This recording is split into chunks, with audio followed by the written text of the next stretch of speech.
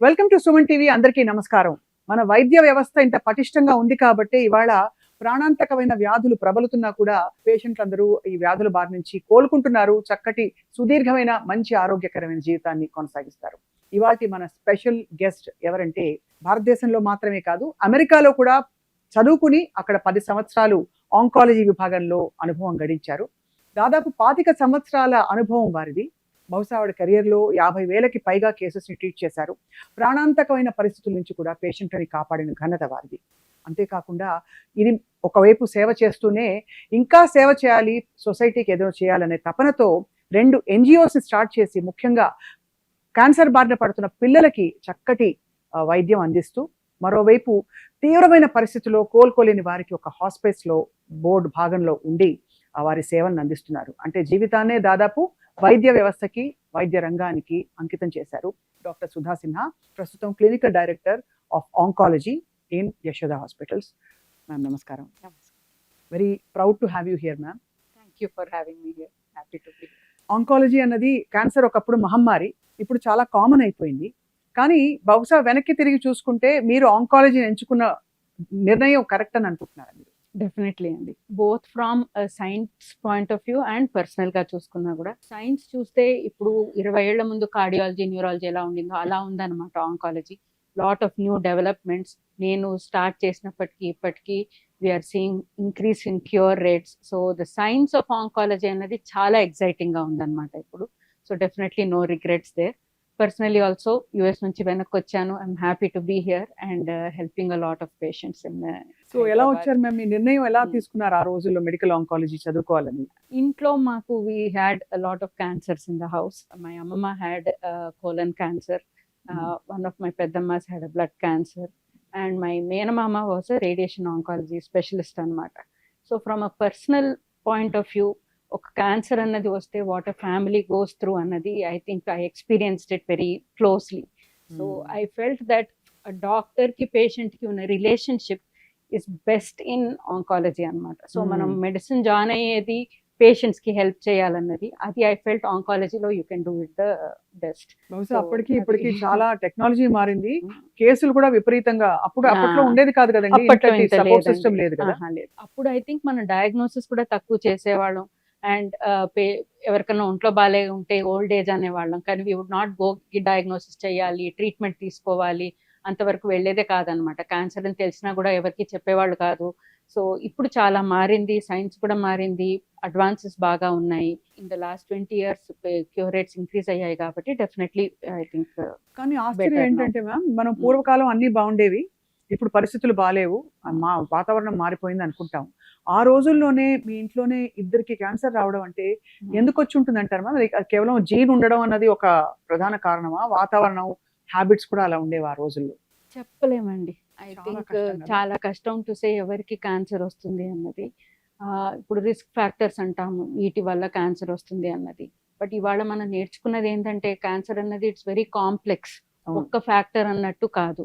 కొంతమంది పేషెంట్స్ నా క్లినిక్కి వస్తారు, ఏ హిస్టరీని ఉండదు, ఫ్యామిలీ హిస్టరీ ఉండదు, స్మోకింగ్ ఉండదు, ఆల్కహాల్ ఉండదు, ఫిట్గా ఉంటారు, అయినా క్యాన్సర్ వచ్చింది, నాకు ఎందుకు వచ్చింది మేడం అని అడుగుతారు. కొంతమంది ఏమో 20 ఏళ్ళు 30 ఏళ్ళుగా స్మోకింగ్ చేస్తూ ఉంటారు, ఆల్కహాల్ డ్రింక్ చేస్తారు, వాళ్ళకి ఏమీ అవనే అవదనమాట. సో ఎవరికి వస్తుంది క్యాన్సర్ అన్నది అంత క్లారిటీగా తెలియదు.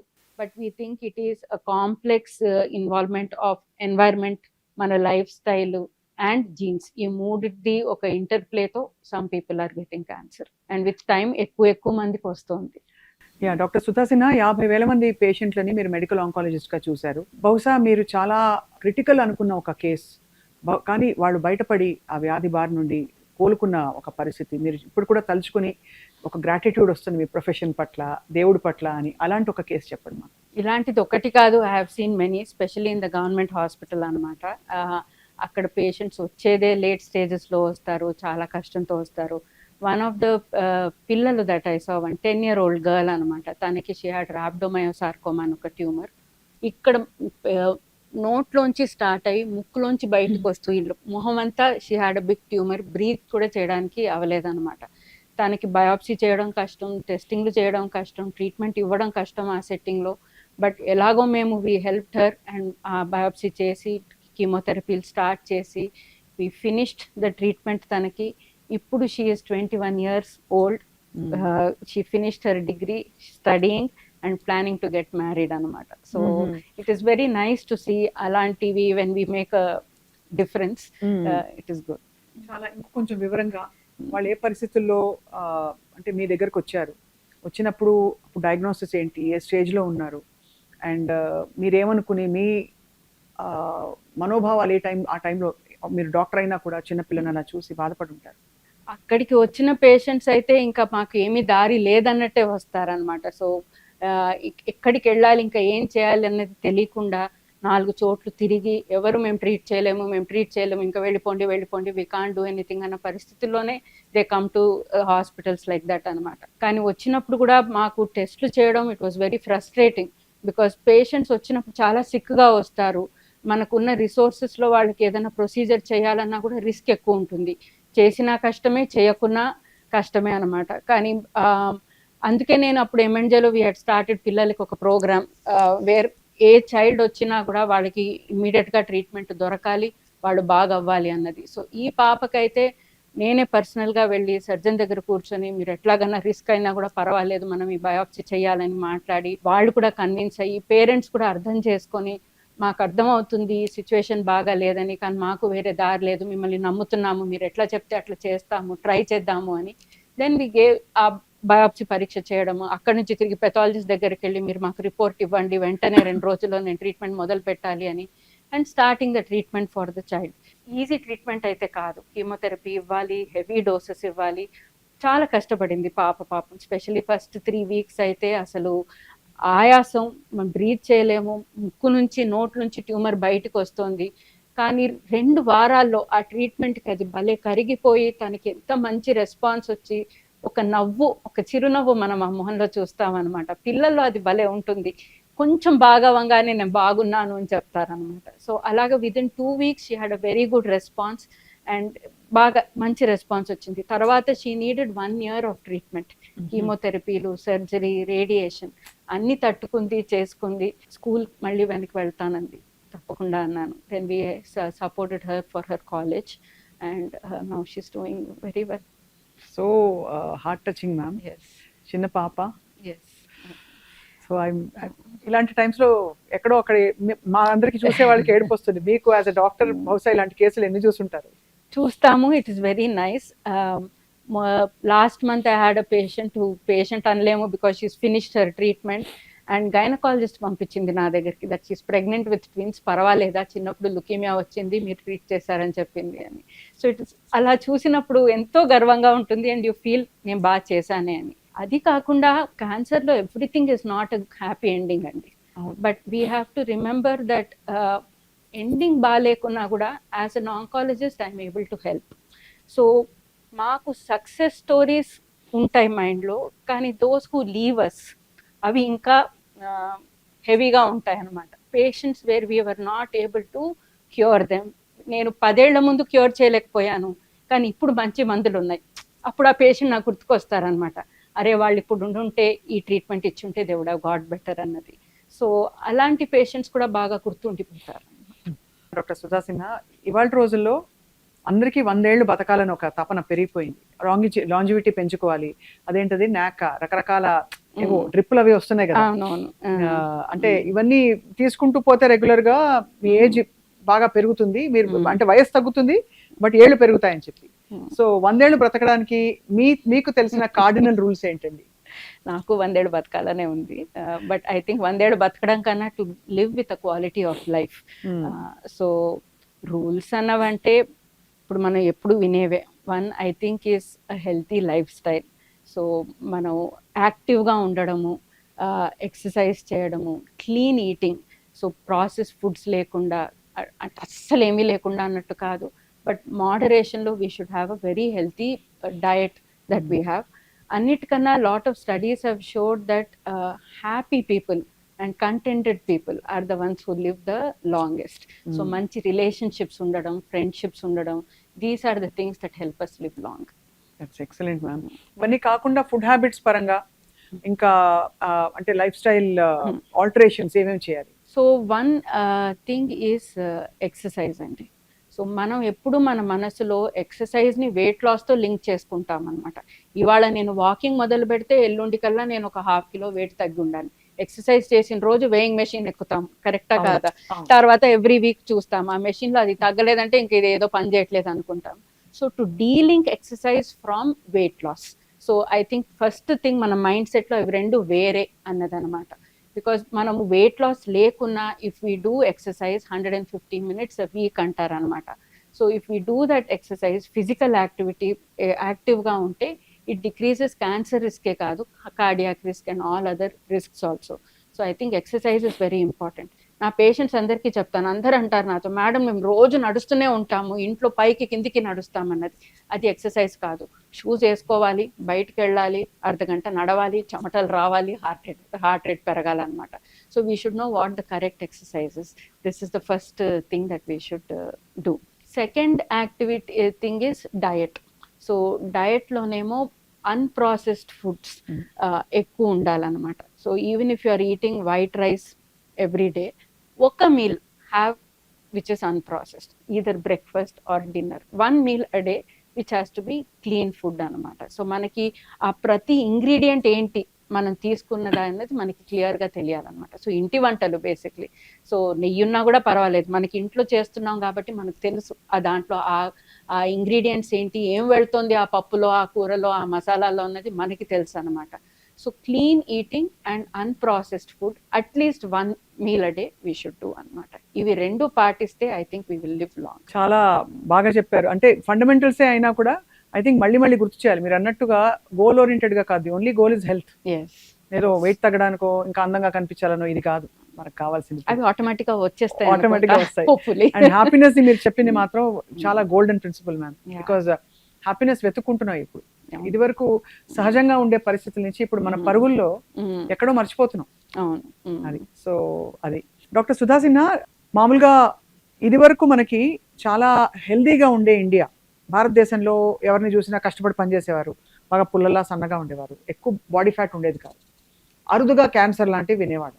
అలా హెల్దీగా ఉండే ఇండియా ఇవాళ అన్హెల్దీగా మారిపోయిందంటే ఏమేమంటే, మనకి ఫాస్ట్ ఫుడ్స్ అని కొంతమంది అంటారు, బర్గర్లు తినద్దు అని, అంత పడి ఎవరు రోజు తినేరు కూడా, బట్ ఎక్కడో యాడ్ అవుతూ అన్హెల్దీలోకి వెళ్ళిపోతున్నాం. ఏంటి, why have you become so unhealthy?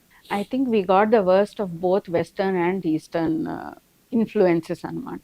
మన ఇండియాలో ఉన్న worst things 10 types of tobacco. వేరే ఏ దేశంలోనూ ఇన్ని రకాల టొబాకోలు లేవన్నమాట.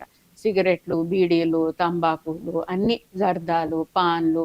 సో ఈ ఇన్ఫ్లుయెన్సెస్ ఏమీ తగ్గలేదు. ఇప్పుడు మనం వెస్టర్న్ కంట్రీస్లో చూస్తే స్మోకింగ్ హ్యాస్ కమ్ డౌన్ అనమాట. మనకి ఇట్లాంటివి ఏమీ తగ్గలేదు.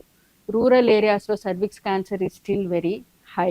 వ్యాక్సినేషన్స్ ఇంకా చేరలేదు అక్కడికి. సో అవన్నీ ఆ రిస్క్ ఫ్యాక్టర్స్ ఉన్నాయి. సో మనకి ఇండియాతో పాటు వచ్చే రిస్క్ ఫ్యాక్టర్స్ ఫర్ క్యాన్సర్స్ ఏమున్నాయో అవి ఉన్నాయి. అది కాకుండా ఓవర్ టైం మన life style has become an western life style అనమాట. సో మన డయట్ మారింది, మనం సెడెంటరీ లైఫ్ స్టైల్కి అలవాటు పడిపోయాము. అవసరం కూడా. ఇప్పుడు నేను పొద్దున్న వెళ్తే హాస్పిటల్కి, సాయంత్రానికి నా వాచ్ చూసుకుంటే 2000 steps కన్నా ఎక్కువ ఉండదు అనమాట. కానీ రోజంతా కూర్చునే పని చేస్తాము. సో ఆ లైఫ్ స్టైల్ అన్నది మారింది, స్టైల్ ఎక్కువైంది. సినిమాలో కూడా చూపెడుతున్నారు వేర్ స్మోకింగ్ ఇస్ కూల్. కొన్ని సినిమాలోనైతే పేర్లు చెప్పను కానీ పొద్దు నుంచి సాయంత్రం వరకు తాగుతూనే ఉంటారనమాట, enjoying a particular wedding. So those things have come into our lifestyle. So the worst of Indian lifestyle and the worst of Western lifestyle rendu kalsai manaku kabatti I think we are seeing more and more diseases in our country. Right. I think na theory. And diseases లేని పరిస్థితుల్లో wellness అయితే లేదు 100%. మనకి ఏదో ఒకటి ఏమీ లేకపోతే ఒక బేస్ లైన్ అయిపోయింది, insulin resistance, fatty liver grade 1. Correct, అవును. అది మినిమం అందరికి గ్రేడ్ 1 కదా అంటారు అందరూ. అలా తయారై ఉన్నాను. సో డాక్టర్ సుధా సిన్హా, మీరు మీకు 25 ఏళ్ల మీ ప్రస్థానంలో మీరు అప్లై చేసుకునే హెల్త్ ప్రిన్సిపల్స్ ఏంటి? ఫర్ యూ టు సే మీరు ఎంత ప్లెజెంట్ గా, ఎంత జాయ్ఫుల్ గా కనిపిస్తున్నారు. అంటే ఒక బిజీ డాక్టర్కి ఉండాల్సిన స్ట్రెస్ కూడా మీ మొహంలో కనిపించట్లేదు, ఆల్దో మీరు చాలా busy. But first thing is that నేను ఎప్పుడు చిన్నప్పటి నుంచి over weight. I have never been healthy weight అనమాట. My BMI is always high, you can see also. But I have learned in the last 10 years to separate my exercise from my weight. And that I think was the biggest personal learning that I have had. So ఇప్పుడు నాకు మోకాళ్ళ నొప్పులు, వీపు నొప్పులు, నడవలేకపోతున్నాను, అట్లాంటి problems అయితే లేదు. So I'm very active. Weight కొంచెం ఎక్కువ ఉన్నా కూడా అన్హెల్దీగా ఉన్నామని కాదు. కరెక్ట్. అది సో మన మజిల్ మాస్ బాగుండాలి, మనం చేయగలిగి ఉండాలన్నమాట. So that I think I have done. So మామూలుగా ఇడ్లీ సాంబార్ అన్ని తినేస్తారా, లేక ఇప్పుడు అన్ని కొత్త ఫ్యాట్స్ వచ్చేసాయి, don't eat white rice, eat only millets ఇట్లాంటివన్నీ? నేను I practice one clean food once a day. So that I do. ఒక పూట బయట తినాల్సి వచ్చినా కూడా ఇంట్లో తినేది మాత్రం I know what I'm eating. And slowly over time మా ఇంట్లో కూడా వీ హ్యావ్ చేంజ్డ్. దోశ చేయాలనుకోండి, బియ్యము మినపప్పు కాకుండా we will use millets in it అనమాట. సో అట్లాంటిది. బట్ నేను నా దోశ నేను తినాలి, నా ఇడ్లీలు నేను తినాలన్నమాట. ఐ కెనాట్ షిఫ్ట్ టు పొద్దున్న మూడు ఎగ్స్తో నేను ఆమ్లెట్ వేసుకోవాలి, అట్లా ప్రోటీన్ ఇంక్రీజ్ అవ్వాలంటే అలవాటు లేని ఫుడ్ ఐ కెనాట్ ఈట్. అవసరం కూడా లేదు. సో ఐ థింక్ లెర్నింగ్ మన ఇండియన్ ఫుడ్స్ ని ఎలా మనకి కావాల్సినట్టు మనం చేసుకోవాలన్నది బాగా నేర్చుకున్నాను అనమాట. So these are the things. Third thing is nurturing relationships and friendships. So this is very very very important, I think. So idi nenu being in the government hospital I have learned that life is short and manaki chala we get very few opportunities, so we should be happy whenever we can. So that is maybe the happiness, you see. Yeah, that is so infectiously visible. And నిజంగా భగవంతుడు మీకు మరింతగా అది ఎప్పటికీ ప్రసాదిస్తూ ఉండాలి. మీ ద్వారా ఎంతమంది పేషెంట్లు కోలుకున్నారు, ఎంతమందికి మంచి జరుగుతుంది. డాక్టర్ సుధా సిన్హా, ఇంట్లో మనం చేసుకునేవన్నీ క్లీన్ ఫుడ్డా అని అనిపిస్తుంది అప్పుడప్పుడు. బికాజ్ ప్రతి మసాలా, పసుపు పొడిలో ఈరోజు లెడ్ కలిపేస్తున్నారు అంటున్నారు, అలాగే కారపొడిలో కూడా కలర్ కలుపుతున్నారు అంటున్నారు. ఇంకా ఒక టైం క్రితం ఐ థింక్ కొన్ని కంట్రీస్లో నేను బ్రాండ్స్ చూపించట్లేదు, బట్ మన ఇవి బ్యాన్ చేసేసారు మసాలాస్. ఎందుకంటే వీటిలో ఆఫ్లటాక్సిన్స్ ఇంకా ఏవేవో అంటారు, కార్సినోజెన్స్ ఉన్నాయని, క్యాన్సర్ కాజింగ్ అని చెప్పి. Please tell us more about this. Anything you have for a long period of time, ఎక్కువ మనం తిన్నాం అనుకోండి, it might not be good for health. ఇప్పుడు అజినోమోటో అంటారు, ఇంక్రీజ్ రిస్క్ ఆఫ్ క్యాన్సర్ అంటారు. ఇప్పుడు నేను 3 నెలలకు ఒక మంచూరియన్ తిన్నాను అనుకోండి, నాకేమి లివర్ క్యాన్సర్ వచ్చేది కదా. కానీ నేను ప్రతిరోజు ఇండియన్ చైనీస్ ఫుడ్ తిన్నాను, వారానికి 2 సార్లు వెళ్ళి నేను బండిలో ఉన్న మంచూరియన్ నూడిల్స్ తీసుకున్నాను అనుకోండి, where they put the Ajinomoto which very very tasty, then definitely risk of cancer will increase అనమాట. So moderation is more important. ఇప్పుడు ఈ మసాలాలు ఉంటాయి, మసాలాల్లో మనం ఇంగ్రీడియంట్ లిస్ట్ చదివామనుకోండి, దాంట్లో ఫుడ్ తక్కువ, వేరే ఏవేవో ఎక్కువ ఉంటాయి అనమాట. అసలు మనకు అర్థం కావు అవి ఏమున్నాయి ఆ ఇంగ్రీడియంట్ లిస్ట్ లో అన్నది, you will not understand. So దాంట్లో ఏది what will cause cancer in that you don't know అనమాట. So there is an increased risk. అందుకని నేను ఎప్పుడు పన్నీర్ బటర్ మసాలా తినకుండా ఉండాలా, కుదరదు కదా. బయటికి వెళ్ళాలి, ఫ్రెండ్స్ తో ఉండాలి, మనం చేసేది మనం చేయాలి. So again if you are doing once a month, బయట వెళ్తున్నాము, తింటున్నాము, at home you want to add something, I'm actually okay with it. I'm not a very strict person like that అనమాట. But 90% of the time we should practice a healthy life style. అంటే ఈ మసాలాలన్నీ మనం ఇంట్లో చేసుకోవడం ఉత్తమం అంటే. ఎప్పుడు ప్యాకెట్ మసాలా కొన్నప్పుడు మీరు అన్నట్టు దానిలో ఏం అడిటివ్స్, ప్రిజర్వేటివ్స్, షెల్ఫ్ లైఫ్ పొడిగించడానికి, ఫ్రెష్నెస్ పోకుండా ఉండడానికి యాడ్ చేస్తుంటారు. స్పెషల్లీ సింపుల్ థింగ్స్ లైక్ పసుపు, కారం పొడి, పసుపు పొడి, ధనియాల పొడి, గరం మసాలా, ఇట్లాంటివి మనం లోకల్గా అన్నా తెచ్చుకోవాలి. అంటే ఎక్కడి నుంచి వస్తుంది అన్నది మనకు తెలియాలి. రాదర్ దెన్ నా అభిప్రాయం, ఒక డబ్బాలో ఉన్న గరం మసాలా కొనుక్కునే బదులు, గరం మసాలా మనం చేసుకోవడం కష్టం కాదు, మన కాలనీలో చేసేవాళ్ళు ఈ మధ్య చాలా మందే ఉంటున్నారు. So asking somebody and getting that done. ఇప్పుడు నా పసుపు, కారం పొడి, మాకు ఇంట్లో ధనియాల పొడి, గరం మసాలా ఈజ్ ఆల్ ఇంట్లో కొన్ని చేస్తాము, బట్ కొన్ని we get from people we know, వాళ్ళ ఇంట్లో దంచి మాకు పంపిస్తున్నారు అన్నది అనమాట. Simple things like that. ఇలాంటి జాగ్రత్తలు తీసుకోవడం ఎప్పటికైనా ఉత్తమం. ఆల్వేస్. డాక్టర్ సుధా సిన్హా, ఇంత రీసెర్చ్, ఇంత అడ్వాన్స్మెంట్ వచ్చేసింది, ఈ రోజు మెషిన్స్ పెట్టి సర్జరీ చేసేస్తున్నారు, robotic surgeries are so so so awesome. అలాంటిది 532 ఆంకోజీన్స్ ఎందుకు యాక్టివేట్ అవుతున్నాయి, వాటిలో ఒక జీన్ ఎందుకు వీళ్ళకి క్యాన్సర్ వచ్చింది అని మనం ఎందుకు ఒక స్టోరీ చెప్పలేకపోతున్నాం? అంటే అదర్ దెన్ సర్వైకల్ అంటే సరే హెచ్పివి ఉంది, మనకి బ్రెస్ట్ క్యాన్సర్ అంటే కూడా ఏదైనా బహుశా ప్రివెంట్ చేయొచ్చు మ్యామోగ్రామ్ తో, అది ఇది అంటున్నాం. And tobacco cancers I understand, but other cancers ఎందుకు వచ్చింది అసలు క్యాన్సర్ వీళ్ళకి? దే ఆర్ హెల్దీ అడల్ట్ కదా, అంటే ఏం చెప్తావు డాక్టర్? అసలు మోర్ సర్ప్రైజింగ్ ఇస్ ఇంకా ఎక్కువ క్యాన్సర్స్ ఎందుకు చూడట్లేదు మనం అన్నది. అంతే. We should be very grateful to the human body. ఇప్పుడు నేను మీతో మాట్లాడుతున్నాను కదండి, while I talk to you, నా బక్కల్ మ్యూకోజా అంటాం, నోట్లో ఉన్న సెల్స్ ఏ ఉన్నాయో at least 1,000,000 cells will get damaged and new cells will form by evening just by talking అనమాట. కానీ అన్ని క్రమంగా రూల్ ఫాలో అయ్యి మల్టిప్లై అయ్యి నాకు చాలు, నేను చేయవలసిన పని అయింది, it will stop multiplying at one particular point. So every cell in our body is working according to a rule and stopping doing something according to that rule అనమాట. Even though మనం ఇన్ని we're giving insults to our body. So at some point it is breaking, that those rules are breaking, our immunity is still able to take care of it. Third point is when our cells are becoming abnormal, immunity is not able to fight those cells.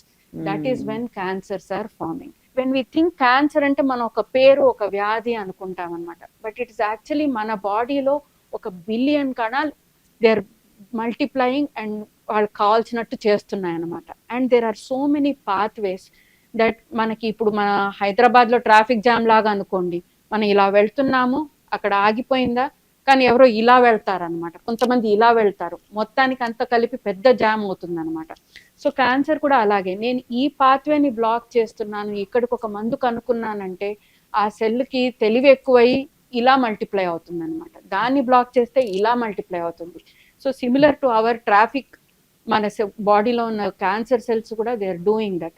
So దాన్ని ఎలా beat చేయాలన్నది ఆ story start అయింది. So I think ఇంకో next 15 years లో we will see a very good ending to that story. Hopefully మన life టైంలో we will see a cure or at least a very good control for cancer. Finally doctor Sudha Sinha, 5-6 నెలల క్రితం ఏదో cancer vaccine వచ్చిందని, అది అంటే HPV ఇప్పుడు అఫ్ కోర్స్ అందరికీ మ్యాండేటరీ చేసేసి గవర్నమెంట్ చాలా ప్రోత్సహిస్తోంది. అలాగా ఈ కొత్త వ్యాక్సిన్ దేనికి ఉపయోగపడుతుంది? యాక్చువల్లీ ఈ కొత్త వ్యాక్సిన్కి దెర్ ఈస్ నో డేటా లేదండి. సో అది న్యూస్ పేపర్లో వచ్చింది రష్యన్ వ్యాక్సిన్ అని ఒకటి, బట్ మేమంటాము మా సైన్స్లో పియర్ రివ్యూడ్ జర్నల్స్ అంటాము, మేమందరం చదివే జర్నల్స్, దాంట్లో ఆ స్టడీ రావాలి. ఇప్పటి వరకు అట్లా ఏమీ రాలేదు. So actually I don't think it is true that vaccine will work. So ప్రస్తుతానికి మన చేతుల్లో ఉన్నది చక్కటి ఆనందం, ఆరోగ్యానికి కావాల్సిన 4-5 సూత్రాలు, చక్కటి కంటి నిండా నిద్ర, అండ్ మీరు చెప్పారు ఎక్సర్సైజ్, అసలు మా ఎక్సర్సైజ్ క్రమం తప్పకుండా చేయాలి, అండ్ చక్కటి క్లీన్ ఫుడ్, గుడ్ ఫ్రెండ్షిప్స్ అది చాలా ఇంపార్టెంట్ అండి. అందుకే అంటారు మంచి మాట మందు కంటే పెద్దది గొప్పది అని. అలాంటి వాళ్ళు మన జీవితంలో ఉంటే అదృష్టం. బట్ డాక్టర్ సుధా సిన్హా గారు, మీ what is your vision in life, mission in life? చాలా మందికి ఆల్రెడీ మీరు వైద్యం చేస్తున్నారు. I have no vision or mission in life. I think professionally నాకు నా దగ్గరకు వచ్చే ప్రతి పేషెంట్కి I have to give my 100%. That is my only mission, is that నేను ఒక పేషెంట్ని చూసినప్పుడు వీళ్ళకి నేను నా 100% ఇస్తున్నానా లేదా, హ్యావ్ ఐ లెఫ్ట్ ఎనీథింగ్, అది ఉండొద్దు అన్నమాట. So that is my only vision right now, nothing bigger than that. But we are very, very proud to be associated with you, ma'am. Honored. Thank you so much for your time today. And మీరు అప్పుడప్పుడు అనుమతిస్తే మేము మీ దగ్గరకు వచ్చి cancer and life style and హెల్త్కి సంబంధించిన చాలా విషయాలు మా సుమన్ టీవీ ప్రేక్షకులకి తెలుపుదాం అనుకుంటున్నాం. అండ్ మీరు చెప్పినది చాలా ఆచరణ సాధ్యంగా ఉన్నాయి, మీరు చెప్పిన విధానాలన్నీ కూడా నాట్ వెరీ హార్డ్. ఎక్కువ ఇంత ప్రోటీన్ తినేసి అర్జెంటుగా 10,000 స్టెప్లు పరిగెట్టనకుండా మీరు ఉన్న చోటు నుంచి లేచి నడవమన్నారు. So that's great, and we look forward to your next conversation with you. Thank you very much. Thank you very much.